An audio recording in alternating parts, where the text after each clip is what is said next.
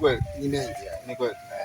Najua watu watakuwa na kitu wanadukuduku rohoni wanataka kuongea. Najua kwenye comment nitaruhusu comment, nitaruhusu maswali, nitakuja kwenye account nitajibu hivyo vitu, mtaniambia na changamoto ni nini. Wengi sana vijana wanasema kwamba kija kwenye sanaa kama usisi watoto wa kike wanapitia changamoto za kuingia kwenye mahusiano ambayo yasiokuwa na lazima, mahusiano ambayo wasioyataka, wasioyatarajia. Ni nini shida? Yaani kwamba hii inakuwa ni kila kundi, inakuwa ni kila msanii anatakiwa kitu awe nacho, au kwa sababu watu wanakuwa wanapitia kwenye albumu mtu anaamua kunyanyasa wanawake au wasichana kupitia kile kitu anachopambania.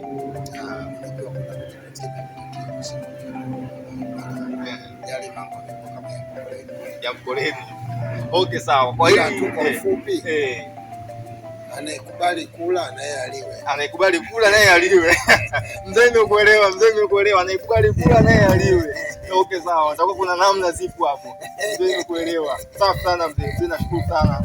Nataka changu jamani, leo nilikuwa mzee Msasili nimekuja mawili matatu na kanipa faida swala la sanaa yake na sanaa za vijana wanaojipambania wa kiume wa kike. Wasikate tamaa. Kikubwa tu jua kwamba unatafuta nini na usiwe na tamaa na kile unachokitafuta. Tafuta kwa ugumu, kubali shida, kubali kuteseka ili kesho uje kula kivulini.